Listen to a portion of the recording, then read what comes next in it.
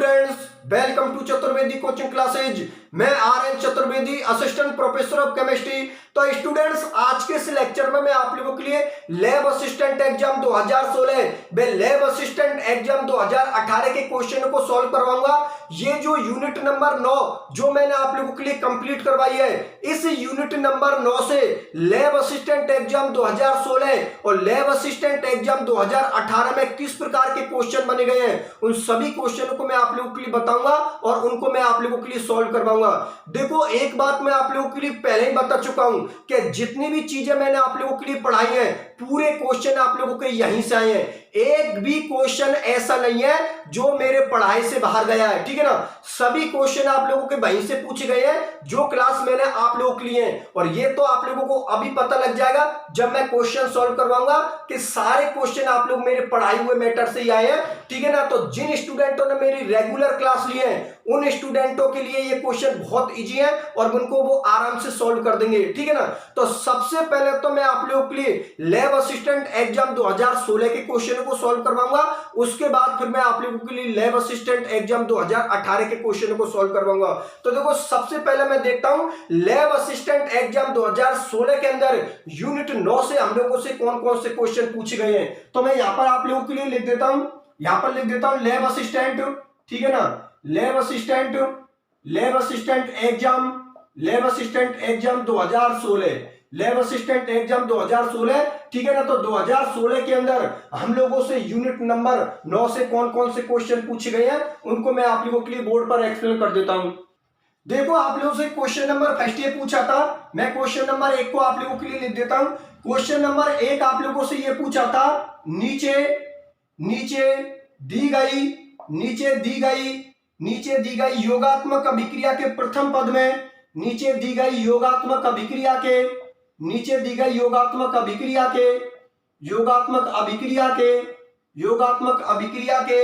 प्रथम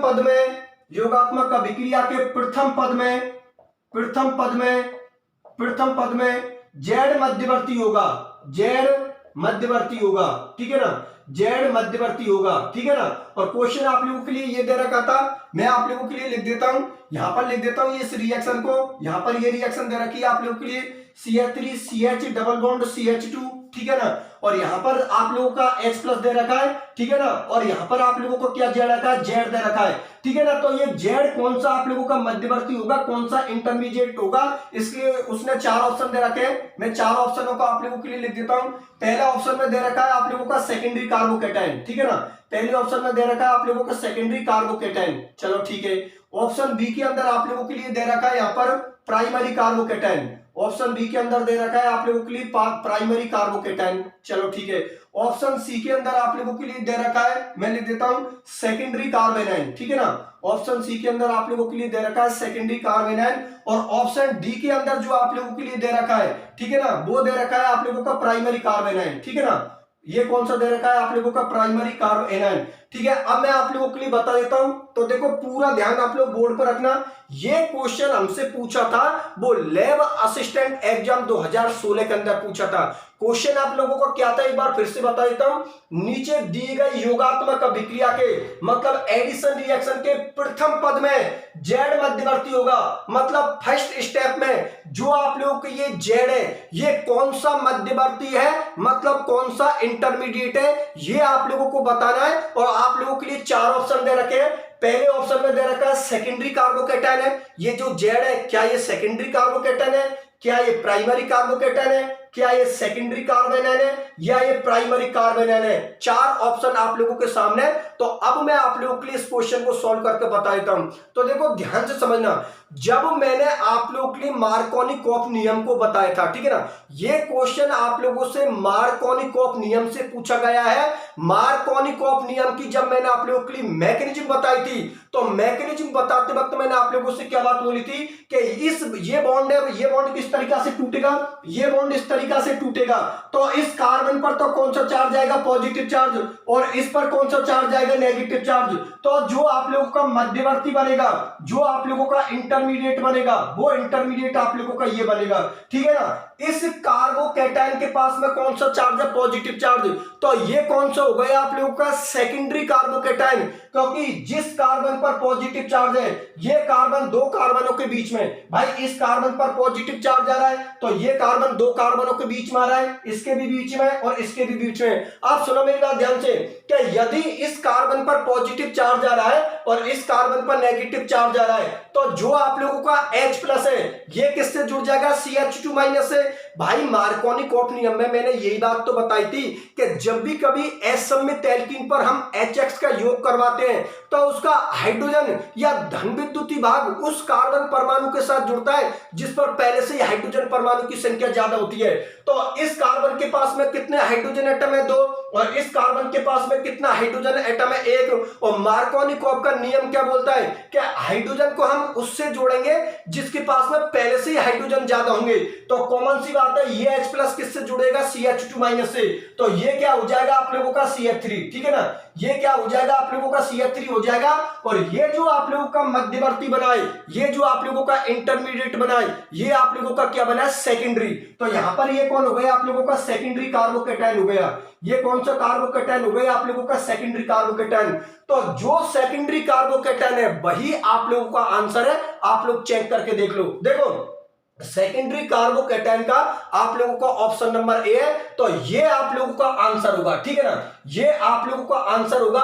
मैं आप लोगों के लिए बता देता हूं, मार्कोनी-कॉफ को मैंने आप लोगों के लिए लेक्चर नंबर 13 में कंप्लीट करवाया था। लेक्चर नंबर 13 के अंदर देख लेना, मैंने मार्कोनी-कॉफ नियम को बहुत अच्छी तरीका से आप लोगों के लिए एक्सप्लेन किया है, ठीक है ना। आप लोग को यूनिट नंबर 9 के लेक्चर 13 को देखना। लेक्चर 13 के अंदर मैंने आप लोग के लिए मार्कोनी-कॉफ नियम को बहुत अच्छी तरीका से एक्सप्लेन किया है। तो मार्कोनी-कॉफ नियम की जब मैंने आप लोगों को क्रिया विधि बताई थी, मैकेनिज्म बताई थी, तब मैंने इस स्टेप को आप लोगों के लिए समझाया था कि ये बॉन्ड इस तरीका से टूटेगा, तो इस कार्बन के पास में तो पॉजिटिव चार्ज आएगा और इसके पास में कौन सा चार्ज आएगा, नेगेटिव चार्ज। और मार्कोनी-कॉफ का नियम क्या बोलता है कि जब हम एस सममित एल्कीन पर HX का योग करवाते हैं, तो उसका हाइड्रोजन या धन विद्युतीय भाग उस कार्बन परमाणु के साथ जुड़ता है जिस पर पहले से ही हाइड्रोजन परमाणु की संख्या ज्यादा होती है। तो इसके पास में 2 हाइड्रोजन एटम है, इसके पास में 1 हाइड्रोजन एटम है, तो ये H+ किसके पास में जुड़ेगा, इसके पास में, तो ये CH2 से क्या हो जाएगा आप लोगों का CH3। और इस कार्बन पर पॉजिटिव चार्ज है जगह, जिस कार्बन पर पॉजिटिव चार्ज है, ये कार्बन 2 कार्बनों से घिरा हुआ है, तो कॉमन सी बात है, ये कौन हो गया आप लोगों का, सेकेंडरी कार्बोकैटायन। तो यहां पर जो आप लोगों का इंटरमीडिएट बनेगा, आप लोगों का ये Z मध्यवर्ती बनेगा, वो कौन सा होगा आप लोगों का, सेकेंडरी कार्बोकैटायन होगा। तो जिस ऑप्शन में आप लोगों का सेकेंडरी कार्बोकैटायन दे रखा है वही आप लोगों का आंसर है। तो आप लोगों का आंसर यहां पर कौन है, ए, ठीक है ना। ऑप्शन आप लोग काट सकते हो, प्राइमरी कार्बोकैटायन आप लोगों का आंसर हो ही नहीं सकता, क्योंकि हम जानते हैं कि कार्बोकैटायन का जो स्टेबिलिटी ऑर्डर होता है वो क्या होता है भाई, कार्बोकैटायन की स्टेबिलिटी ऑर्डर ही होता है कि सबसे ज्यादा स्टेबल 3 डिग्री कार्बोकैटायन होता है, उससे कम कौन होता है, 2 डिग्री कार्बोकैटायन, और सबसे कम जो स्टेबल होता है वो कौन होता है, 1 डिग्री कार्बोकैटायन। ये कार्बोकैटायन के स्थायित्व का क्रम है, ठीक है ना, ये कार्बोकैटायन के स्थायित्व का क्रम है, स्थायित्व का क्रम, ठीक है ना, कार्बोकैटायन के स्थायित्व का क्रम है। तो कॉमन सी बात है, जो 3 डिग्री कार्बोकैटायन होगा वो सबसे ज्यादा स्टेबल होगा, उससे कम 2 डिग्री कार्बोकैटायन होगा, सबसे कम 1 डिग्री कार्बोकैटायन होगा। तो 2 डिग्री कार्बोकैटायन को हम ज्यादा प्रायोरिटी देंगे कंपेयर टू 1 डिग्री कार्बोकैटायन के, क्योंकि जो ज्यादा स्टेबल होगा उसको हम ज्यादा प्रायोरिटी देंगे। तो प्राइमरी कार्बोकैटायन आप लोगों का आंसर हो नहीं सकता, तो इसको आप लोग क्रॉस कर दो, ठीक है ना। सेकेंडरी कार्बोनाइन और प्राइमरी कार्बोनाइन का तो यहां पर कोई मतलब ही नहीं है, तो ये ऑप्शन तो आप लोगों के वैसे कट गए। तो कॉमन सी बात है, जो आप लोगों का आंसर होगा वो आंसर होगा आप लोगों का सेकेंडरी कार्बोकैटायन। बात समझ में आ गई, चलो ठीक है, बहुत अच्छी बात है। और जिन स्टूडेंटों ने अगर इस क्लास को नहीं देखा हो, तो मैं आप लोगों के लिए बता देता हूं, लेक्चर 13 के अंदर मैंने मार्कोनी-कॉफ नियम को बहुत शानदार तरीका से एक्सप्लेन कर रखा है, तो उसकी मैकेनिज्म में देख लेना, इस वाली चीज को मैंने करवा रखा है। चलो ठीक है, अब मैं आप लोगों के लिए दूसरे क्वेश्चन को बता देता हूं कि दूसरा क्वेश्चन आप लोगों से लैब असिस्टेंट एग्जाम 2016 में कौन सा पूछा था, तो उसको भी देख लो, ठीक है ना।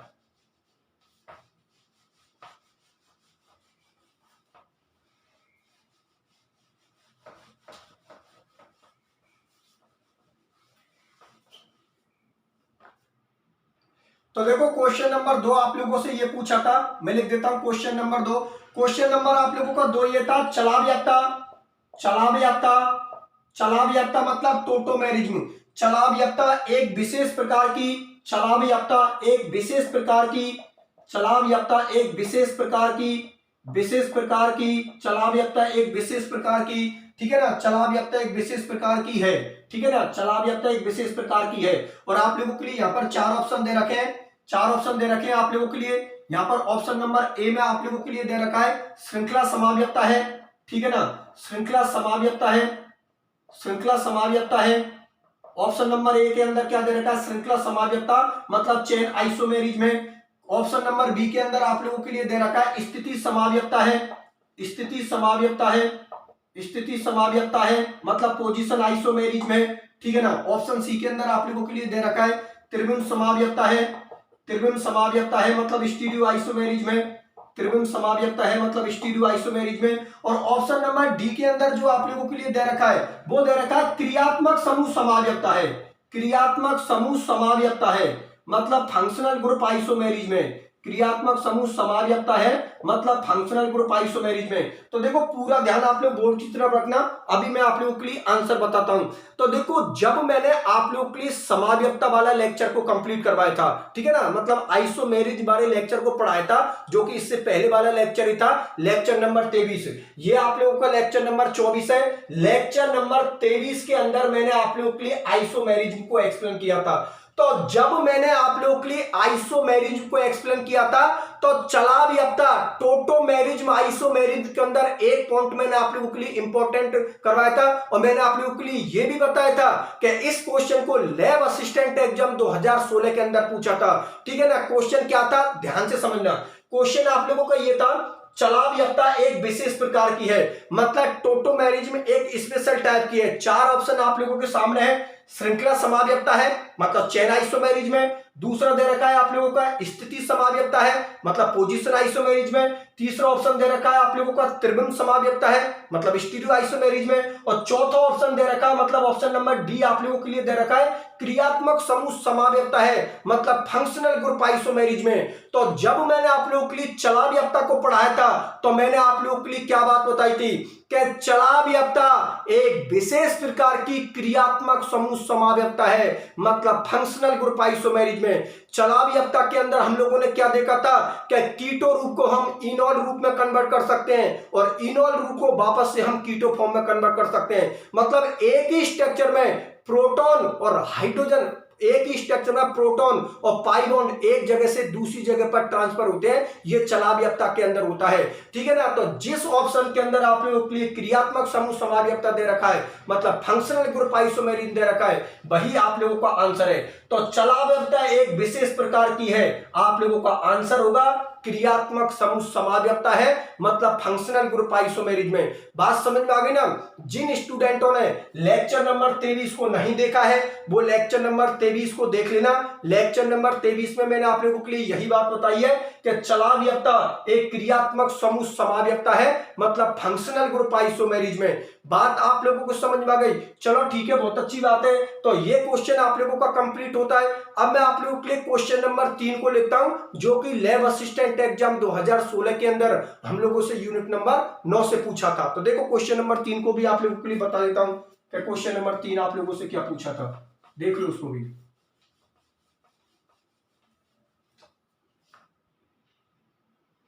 तो देखो क्वेश्चन नंबर 3 आप लोगों से ये पूछा था, मैं क्वेश्चन नंबर 3 को भी आप लोगों के लिए लिख देता हूं।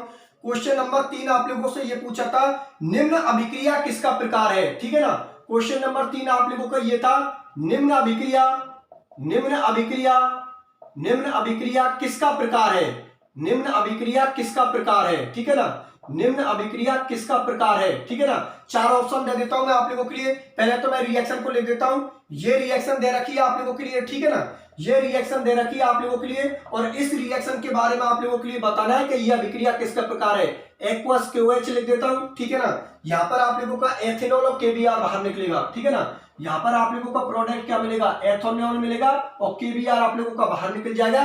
तो इस अभिक्रिया के बारे में आप लोगों को बताना है कि यह अभिक्रिया किसका प्रकार है। 4 ऑप्शन आप लोगों के लिए दे रखे हैं, ऑप्शन नंबर ए के अंदर आप लोगों के लिए दे रखा है योगात्मक अभिक्रिया का, ठीक है ना, योगात्मक अभिक्रिया का मतलब एडिशन रिएक्शन का, योगात्मक अभिक्रिया का मतलब एडिशन रिएक्शन का। ऑप्शन बी के अंदर आप लोगों के लिए दे रखा है नाभिक स्नेही प्रतिस्थापन अभिक्रिया का, ठीक है ना, ऑप्शन बी के अंदर दे रखा है आप लोगों का नाभिक स्नेही प्रतिस्थापन अभिक्रिया का, नाभिक स्नेही प्रतिस्थापन अभिक्रिया का, ठीक है ना, नाभिक स्नेही प्रतिस्थापन अभिक्रिया का। ऑप्शन सी के अंदर आप लोगों के लिए दे रखा है इलेक्ट्रॉन स्नेही प्रतिस्थापन अभिक्रिया का, ठीक है ना, इलेक्ट्रॉन स्नेही प्रतिस्थापन अभिक्रिया का, इलेक्ट्रॉन स्नेही प्रतिस्थापन अभिक्रिया का, इलेक्ट्रॉन स्नेही प्रतिस्थापन अभिक्रिया का मतलब इलेक्ट्रोफिलिक सब्स्टिट्यूशन रिएक्शन का। ऑप्शन डी के अंदर आप लोगों के लिए दे रखा है मुक्त मूलक प्रतिस्थापन अभिक्रिया का, ठीक है ना, मुक्त मूलक प्रतिस्थापन अभिक्रिया का, मुक्त मूलक प्रतिस्थापन अभिक्रिया का मतलब फ्री रेडिकल सब्स्टिट्यूशन रिएक्शन का, मुक्त मूलक प्रतिस्थापन अभिक्रिया का मतलब फ्री रेडिकल सब्स्टिट्यूशन रिएक्शन का। तो देखो आप लोग पूरा ध्यान बोर्ड की तरफ रखना।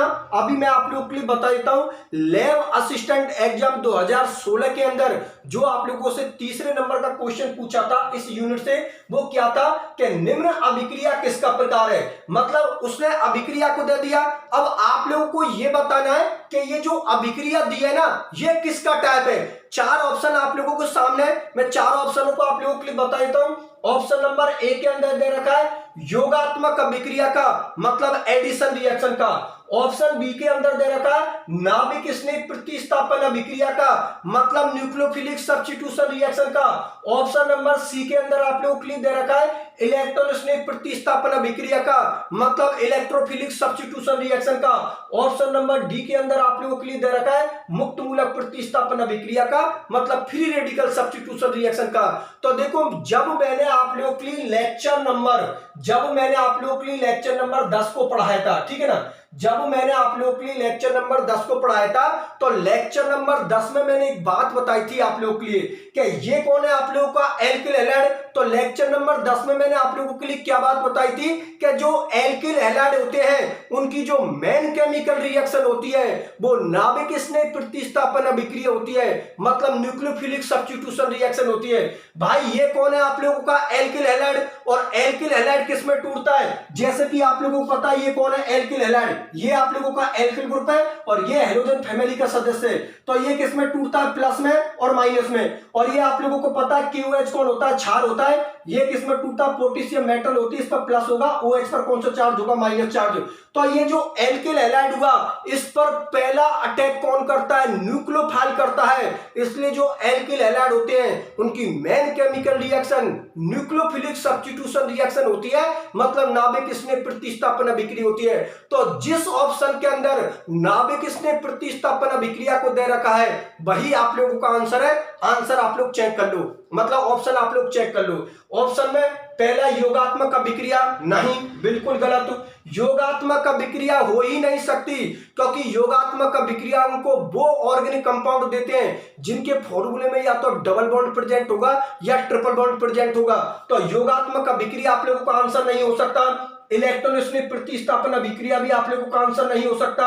और मुक्त मूलक प्रतिस्थापन अभिक्रिया तो आप लोगों की हो ही नहीं सकती क्योंकि मुक्त मूलक प्रतिस्थापन अभिक्रिया या तो कार्बनिक पेरोक्साइड की उपस्थिति में होती है या सनलाइट सूर्य के प्रकाश की उपस्थिति में होती है। तो अब हम लोगों के पास में केवल एक ही आंसर बचा, ऑप्शन नंबर बी, ठीक है ना। तो ऑप्शन नंबर बी हम लोगों का आंसर होगा क्योंकि ये कौन हो गया, एल्किल हैलाइड हो गया। और एल्किल हैलाइड की जो मेन केमिकल रिएक्शन होती है वो नाभिक स्नेही प्रतिस्थापन अभिक्रिया होती है मतलब न्यूक्लियोफिलिक सब्स्टिट्यूशन रिएक्शन होती है। तो आप लोगों का आंसर क्या होगा, ऑप्शन नंबर बी। बात समझ में आ गई, ठीक है ना। तो जिन स्टूडेंटों ने इस लेक्चर को नहीं देखा है वो लेक्चर नंबर 10 को देख लेना। लेक्चर नंबर 10 के अंदर मैंने नाभिक स्नेही प्रतिस्थापन अभिक्रिया को बहुत अच्छी तरीका से एक्सप्लेन किया है और वहां पर इस क्वेश्चन को भी बताया है। और मैंने आप लोगों के लिए ये भी बात बोली थी कि इस क्वेश्चन को लैब असिस्टेंट एग्जाम 2016 के अंदर पूछा था। बात समझ में आ गई ना। तो स्टूडेंट्स लैब असिस्टेंट एग्जाम 2016 के अंदर इस यूनिट से कितने क्वेश्चन पूछे गए हैं, 3 क्वेश्चन पूछे गए हैं। और तीनों ही क्वेश्चन जो मैंने आप लोगों के लिए अभी करवाए हैं ये पूरे आप लोगों के क्वेश्चन मेरे मैटर से ही आए हैं, मेरे लेक्चरों से ही आए हैं, ठीक है ना। आप लोगों के लिए अभी तीनों क्वेश्चन मैंने सॉल्व करवाए हैं तो तीनों ही क्वेश्चन अपने लेक्चरों से आए हैं। ठीक है। अब मैं आप लोगों के लिए लैब असिस्टेंट एग्जाम 2018 के क्वेश्चन को और करवा देता हूं कि लैब असिस्टेंट एग्जाम 2018 के अंदर इस यूनिट नंबर 9 से कौन कौन से क्वेश्चन बने। तो देखो लैब असिस्टेंट एग्जाम 2018 को, ठीक है ना, इसको तो मैं मिटा देता हूं और लैब असिस्टेंट एग्जाम 2018 को देख लो। देखो यहां पर लिख देता हूं मैं लैब असिस्टेंट एग्जाम 2018, ठीक है ना, लैब असिस्टेंट एग्जाम 2018। तो लैब असिस्टेंट एग्जाम 2018 के अंदर आप लोगों से कौन कौन से क्वेश्चन पूछे थे उनको भी बता देता हूं।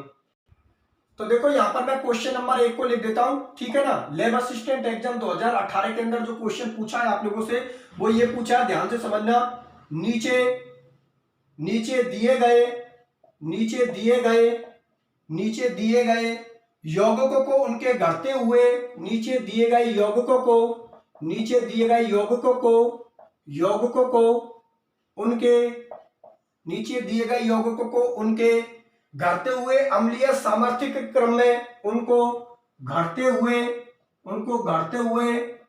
अम्लीय क्रम के अम्लीय सामर्थ्य के क्रम में अम्लीय सामर्थ्य के क्रम में व्यवस्थित कीजिए, मतलब अरेंजमेंट कीजिए, ठीक है ना, व्यवस्थित कीजिए। मतलब वो एसिडिक प्रॉपर्टीज को पूछ रहा है। एसिडिक प्रॉपर्टीज में वो आप लोगों के लिए 3 कंपाउंड दे रखे हैं। एक कंपाउंड तो आप लोगों का ये दे रखा है, ठीक है ना, एक कंपाउंड तो आप लोगों का ये दे रखा है यहाँ पर OH, मतलब फिनोल की मेटा पोजीशन से किसको, फिनोल की पैरा पोजीशन से किसको जोड़ रखा है, NO2 को जोड़ रखा है। एक कौन दे रखा है आप लोगों का, फिनोल दे रखा है, ठीक है ना, एक कौन दे रखा है आप लोगों का, फिनोल दे रखा है, ठीक है ना। और एक फिनोल की पैरा पोजीशन से आप लोगों के किस ग्रुप को जोड़ रखा है, CH3 ग्रुप को जोड़ रखा है। यहाँ पर कौन से ग्रुप को जोड़ रखा है आप लोगों के, CH3 ग्रुप को जोड़ रखा है। और 4 ऑप्शन आप लोगों के लिए दे रखे हैं, मैं लिख देता हूं। ऑप्शन नंबर A के अंदर उसने दे रखा है कि थर्ड वाले के वो सबसे ज्यादा बता रहा है, उससे कम सेकंड वाले के और सबसे कम किसके, फर्स्ट वाले के। चलो ठीक है। ऑप्शन नंबर B के अंदर जो दे रखा है आप लोगों का, मैं यहाँ पर लिख देता हूं। ऑप्शन नंबर B के अंदर जो दे रखा है आप लोगों का वो दे रखा है फर्स्ट के सबसे ज्यादा है, उससे कम किसको है, सेकंड के, और सबसे कम किसके हैं, थर्ड के। चलो ठीक है। ऑप्शन C के अंदर जो आप लोगों के लिए दे रखा है वो दे रखा है कि सेकंड के सबसे ज्यादा है, ठीक है ना, थर्ड के उससे कम है और फर्स्ट के सबसे कम है, ठीक है। ऑप्शन D के अंदर जो आप लोगों के लिए दे रखा है वो दे रखा है कि सेकंड के सबसे ज्यादा है, उससे कम फर्स्ट वाले के और सबसे कम किसके हैं, थर्ड वाले के, ठीक है ना। तो ये उन्होंने ऑर्डर दे रखा है। अब हम लोगों को इसका आंसर देना है। तो देखो पूरा ध्यान आप लोग बोर्ड पर रखना, ठीक है ना। सबसे पहले तो मैं आप लोगों के लिए बता देता हूं कि कोई से भी लेवल की कंपटीशन एग्जाम हो आप लोगों को ऑप्शन काटने आने चाहिए, क्योंकि जब हम ऑप्शन को काटते हैं ना तो क्वेश्चन को सॉल्व करने में हम लोगों को कम टाइम लगता है और हम लोगों को आंसर बिल्कुल सही होता है और हम लोगों को चॉइस भी मिल जाती है। तो देखो ध्यान से समझना, सामने वाले के पहले क्वेश्चन को हम ध्यान से पढ़ते हैं कि सामने वाले ने क्या क्वेश्चन दे रखा है। सामने वाले ने ये क्वेश्चन दे रखा है कि नीचे दी गई यौगिकों को उनके घटते हुए अम्लीय क्रम में, मतलब वो एसिडिक प्रॉपर्टीज के ऑर्डर को पूछ रहा है। ये 3 कंपाउंड आप लोगों को सामने दे रखे हैं और इनके एसिडिक प्रॉपर्टीज का ऑर्डर पूछा है कि सबसे ज्यादा एसिडिक प्रॉपर्टी तो किस कंपाउंड के और सबसे कम एसिडिक प्रॉपर्टीज किस कंपाउंड के, उसके ऑर्डर दे रखे हैं, ठीक है ना। तो इसको तो मैं कंपाउंड फर्स्ट बोल देता हूं, ठीक है ना, इसको मैं कंपाउंड सेकंड बोल देता हूं और इसको मैं क्या मान लेता हूं, कंपाउंड थर्ड मान लेता हूं, ठीक है ना। ये तो हम लोगों को कंपाउंड फर्स्ट हो गया, ये हम लोगों को कंपाउंड सेकंड हो गया और ये हम लोगों को कंपाउंड थर्ड हो गया।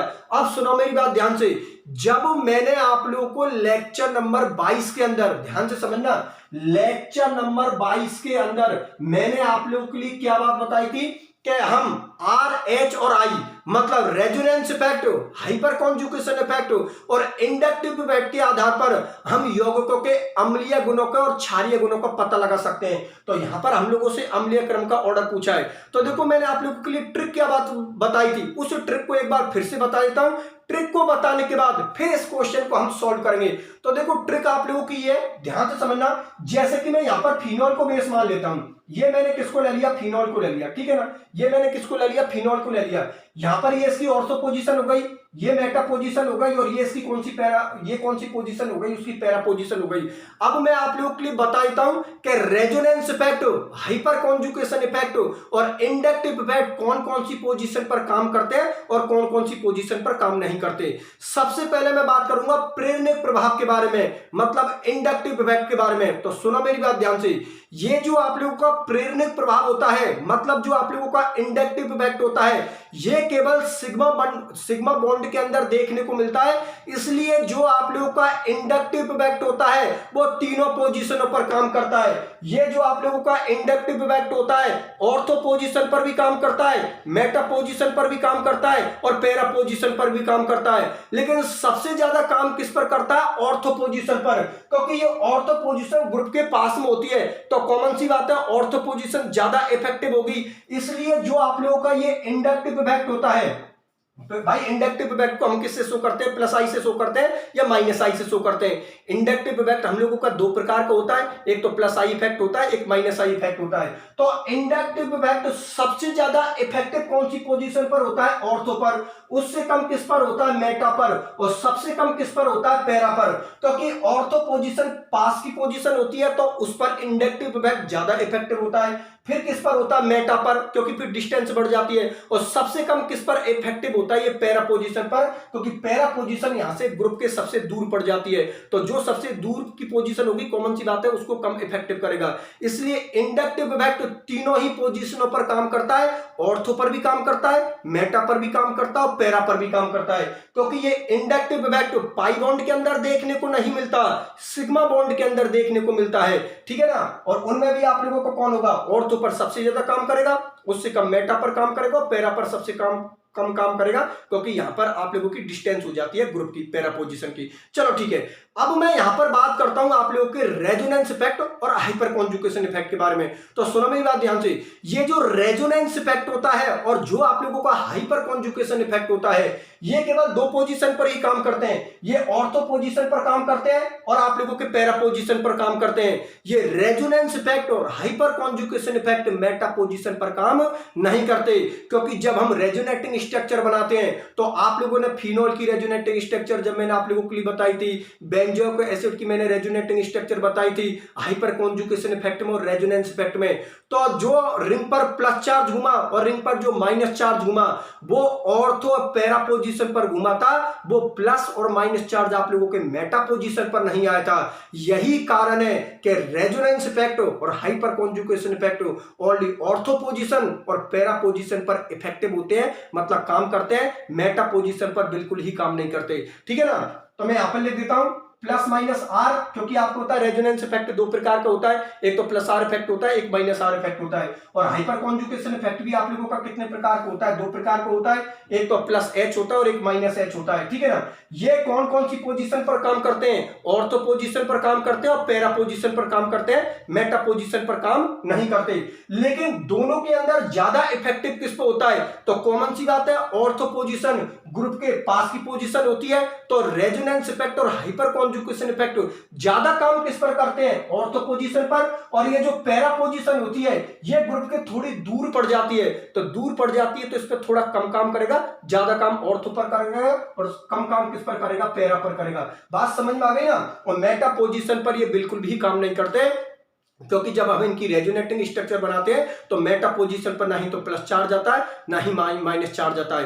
पहले तो ये बात बताओ, ये बात आप लोगों को अच्छी तरीके से समझ में आ गई ना कि इंडक्टिव इफेक्ट तीनों ही पोजीशनों पर काम करता है। ऑर्थो पर भी काम करता है, मेटा पर भी काम करता है, पैरा पर भी काम करता है, क्योंकि इंडक्टिव इफेक्ट केवल सिग्मा बॉन्ड के अंदर देखने को मिलता है। लेकिन रेजोनेंस इफेक्ट और हाइपर कॉन्जुगेशन इफेक्ट होता है वो पाई बॉन्ड के अंदर देखने को मिलता है। इसलिए ये ऑर्थो और पैरा पोजीशन पर काम करता है, मेटा पोजीशन पर काम नहीं करता।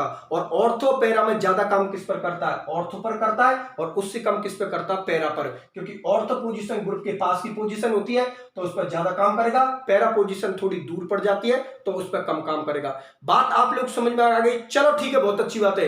ये तो मैंने आप लोगों के लिए ट्रिक बता दी कि भाई ग्रुप को आप लोग किस तरीके से पता लगाओगे कि कौन से फैक्टर कौन सी जगह पर काम करेगा, ये तो मैंने आप लोगों के लिए बता दी। अब आप लोगों के लिए मैंने दो रिलेशन लिखवाई थी, एक रिलेशन तो आप लोगों का क्या था कि अम्लीय गुण समानुपाती माइनस आर माइनस एच और माइनस आई, व्युत्क्रमानुपाती प्लस आर प्लस एच और प्लस आई। और एक रिलेशन मैंने आप लोगों के लिए लिखवाया था कि क्षारीय गुण समानुपाती प्लस आर प्लस एच और प्लस आई, व्युत्क्रमानुपाती माइनस आर माइनस एच और माइनस आई। तो यहां पर क्षारीय गुणों की तो कोई बात नहीं हो रही है, यहां पर बात किसकी हो रही है, अम्लीय गुणों की हो रही है, मतलब एसिडिक प्रॉपर्टीज की हो रही है।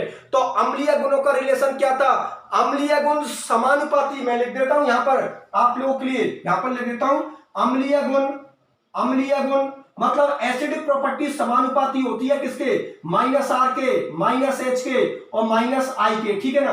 और व्युत्क्रमानुपाती किसको होता है, प्लस आर के, ठीक है ना, प्लस एच के और प्लस आई के। मेरी बात आप लोग समझ में आ गई ना, प्लस आई के मतलब ये माइनस आई इफेक्ट वाले जो ग्रुप होते हैं, या आप लोगों के माइनस आर इफेक्ट वाले ग्रुप होते हैं, या माइनस एच वाले ग्रुप होते हैं, ये तो अम्लीय गुणों को बढ़ाते हैं, और प्लस आर प्लस एच और प्लस आई वाले अम्लीय गुणों को घटाते हैं। चलो ठीक है, अब देखते हैं। तो देखो यहां पर आप लोगों का तीनों, आप लोगों की ये भी कौन है, फिनोल है, ये भी कौन है, फिनोल है, ये भी कौन है, फिनोल।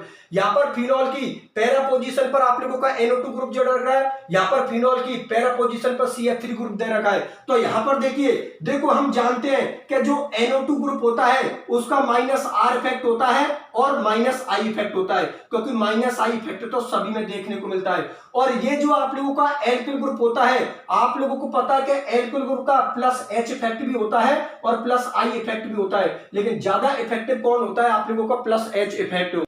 क्योंकि हम जानते हैं कि जो रेजोनेंस इफेक्ट होता है वो सबसे ज्यादा इफेक्टिव होता है, उससे कम कौन होता है, हाइपर कॉन्जुगेशन इफेक्ट, और सबसे कम इफेक्टिव कौन होता है आप लोगों का, इंडक्टिव इफेक्ट। मैं ऑर्डर को लिख देता हूं, सबसे ज्यादा इफेक्टिव कौन होता है आप लोगों का, रेजोनेंस इफेक्ट, ठीक है ना। उससे कम कौन होता है आप लोगों का, हाइपर कॉन्जुगेशन इफेक्ट, और सबसे कम इफेक्टिव आप लोगों को कौन होता है, इंडक्टिव इफेक्ट। बात मेरी आप लोग समझ में आ गई, चलो ठीक है, बहुत अच्छी बात है। अब मैं आप लोगों के लिए इसका आंसर बताता हूं, तो देखो ध्यान से समझना। यहां पर आप लोगों को पता है इस NO2 का माइनस आर इफेक्ट भी है और माइनस आई इफेक्ट भी है, क्योंकि हम जानते हैं कि जितने भी ग्रुप होते हैं उनका सबका एक कॉमन इफेक्ट होता है, जो कि कौन होता है, माइनस आई इफेक्ट।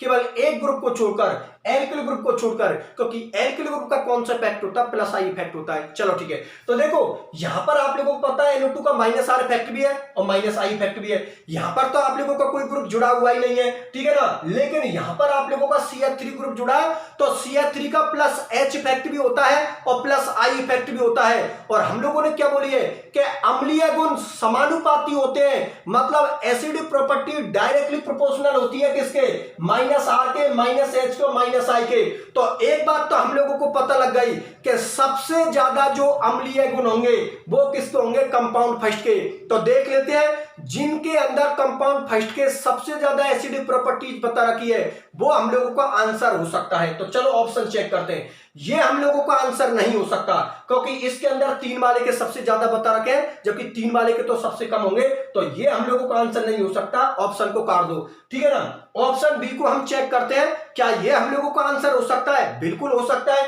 क्योंकि इसमें कंपाउंड फर्स्ट के अम्लीय गुण सबसे ज्यादा बता रखे हैं, तो ये हम लोगों का आंसर हो सकता है। चलो ठीक है, सी को देखते हैं। सी हम लोगों का आंसर नहीं हो सकता, क्योंकि हम एक बात तो पहले ही कर चुके हैं कि कंपाउंड फर्स्ट के अम्लीय गुण सबसे ज्यादा होंगे। तो जिस ऑप्शन में कंपाउंड फर्स्ट के अम्लीय गुण सबसे ज्यादा बता रखे हैं वो हम लोगों का आंसर हो सकता है। तो इसमें 3 के सबसे ज्यादा बता रखे हैं, तो ये हम लोगों का आंसर नहीं हो सकता। इसमें 2 के सबसे ज्यादा बता रखे हैं, ये हम लोगों का आंसर नहीं हो सकता। ये हम लोगों का आंसर हो सकता है, क्योंकि इसमें फर्स्ट के ज्यादा बता रखे हैं, लेकिन उससे पहले हम डी को देख लेते हैं। तो देखो जैसे ही हम लोगों ने डी को देखा, तो डी के अंदर भी कंपाउंड सेकंड के सबसे ज्यादा बता रखे हैं, तो ये भी हम लोगों का आंसर नहीं हो सकता। अब कॉमन सी बात है यार, अब एक ही ऑप्शन बचा, इसका मतलब ऑप्शन नंबर बी हम लोगों का आंसर होगा। बात मेरी आप लोग समझ में आ गई ना। ऑप्शन 1 से ही हम लोगों ने पता लगा लिया कि भाई NO2 का माइनस आर इफेक्ट होता है और माइनस आई इफेक्ट होता है, जो कि अम्लीय गुणों को बढ़ाते हैं। मतलब कंपाउंड फर्स्ट के अम्लीय गुण सबसे ज्यादा होंगे, तो जिसमें कंपाउंड फर्स्ट के अम्लीय गुण सबसे ज्यादा बता रखे वो हम लोगों का आंसर हो सकता है। तो यहां पर थर्ड के ज्यादा बता रखे थे, हमने ऑप्शन काट दिया। यहां पर सेकंड में सबसे ज्यादा बता रखे थे, हम लोगों ने ऑप्शन काट दिया। यहां पर भी सेकंड के सबसे ज्यादा बता रखे थे, हम लोगों ने ये भी ऑप्शन काट दिया कि ये 3 तो हम लोगों के आंसर नहीं हो सकते।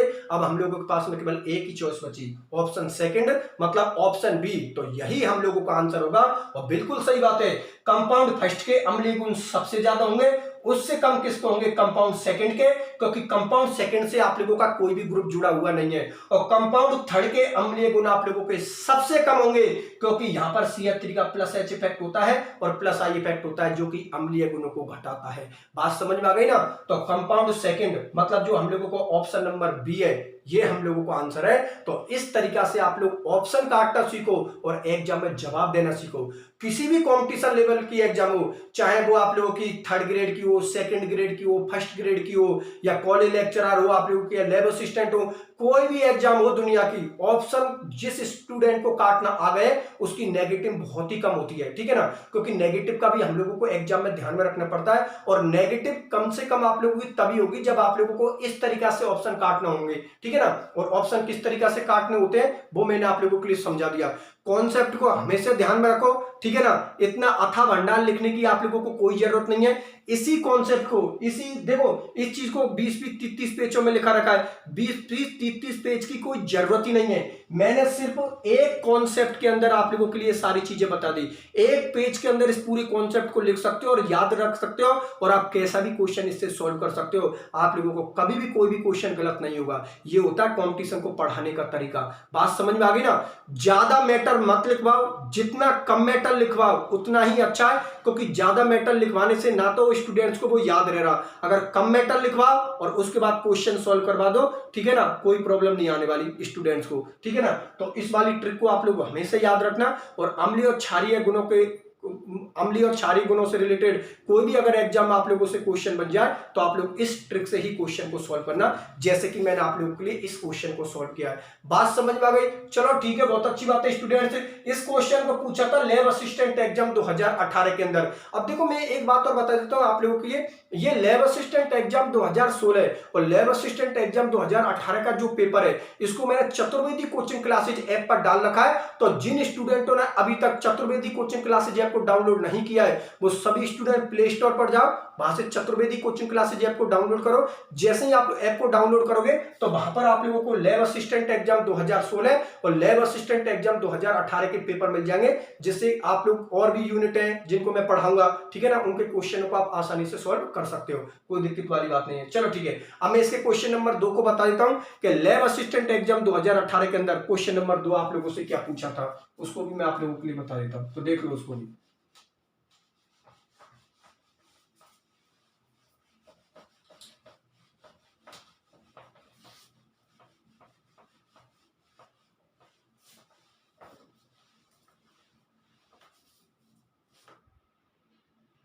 तो देखो अगले क्वेश्चन को बता देता हूं मैं आप लोगों के लिए, यहां पर लिख देता हूं क्वेश्चन नंबर 2, ठीक है ना।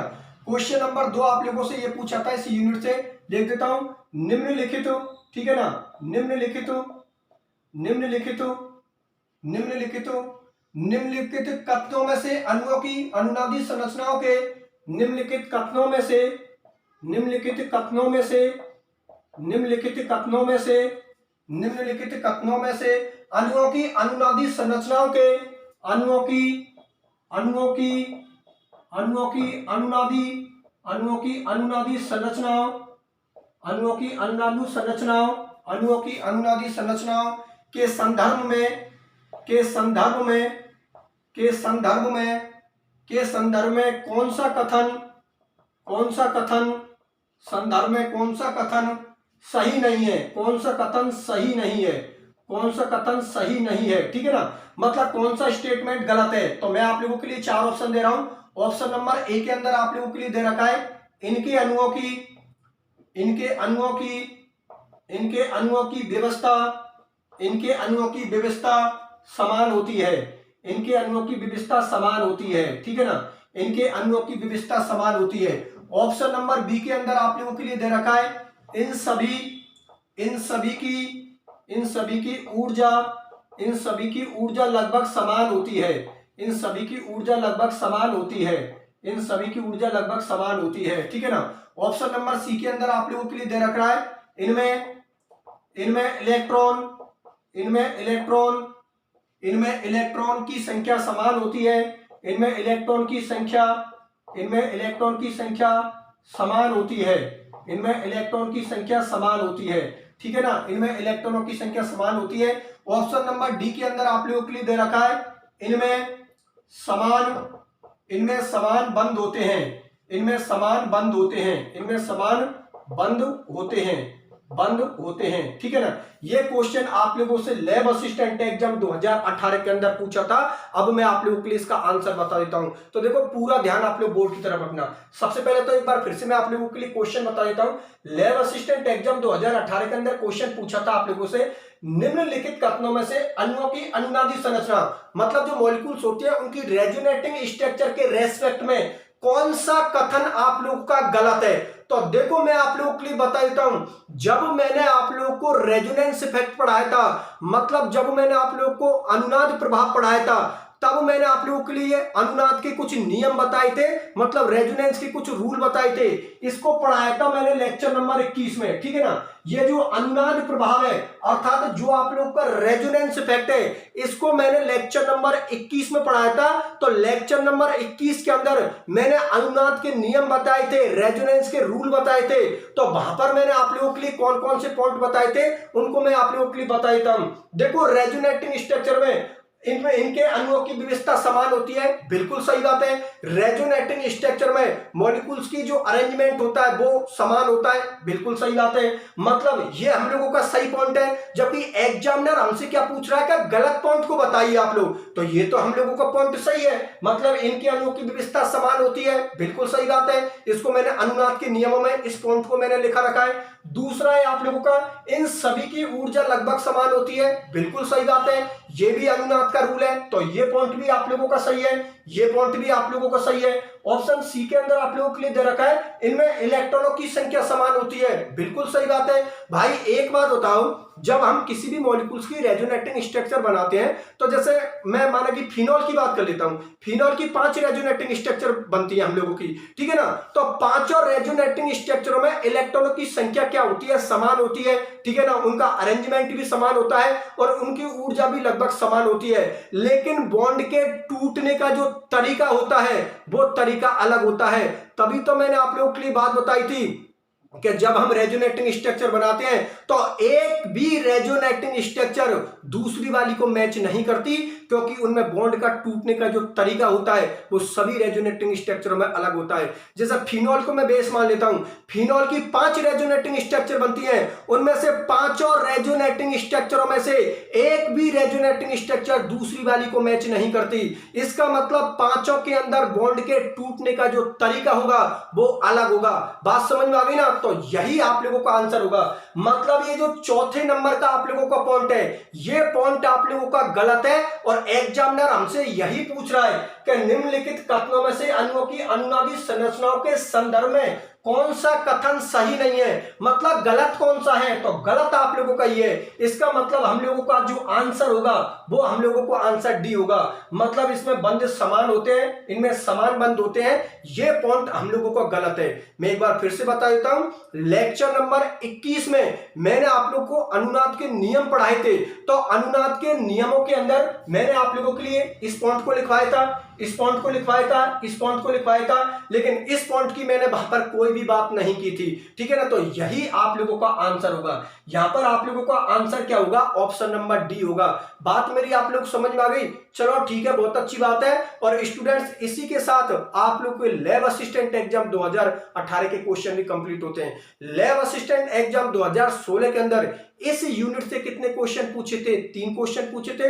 और लैब असिस्टेंट एग्जाम 2018 के अंदर इस यूनिट से कितने क्वेश्चन पूछे थे? 2 क्वेश्चन पूछे थे। मैंने सभी क्वेश्चन को बहुत अच्छी तरीके से करवा दिया। अब ये जो आप लोगों से 5 क्वेश्चन पूछे हैं लैब असिस्टेंट एग्जाम 2016 और लैब असिस्टेंट एग्जाम 2018, ये पूरे क्वेश्चन मेरे पढ़ाई हुए मैटर से ही आए हैं, ठीक है ना। तो सभी स्टूडेंट जो रेगुलर क्लास ले रहे हैं उन्होंने बहुत अच्छी तरीके से इनको क्लियर कर लिया। एक बात और बता देता हूं, ये जो आप लोगों ने एग्जामों का हुआ बना रखा है कि एग्जाम टफ होती है, कोई भी टफ नहीं होती। अगर आप लोगों का कॉन्सेप्ट बहुत अच्छी तरीके से क्लियर है तो कोई भी एग्जाम टफ नहीं होती।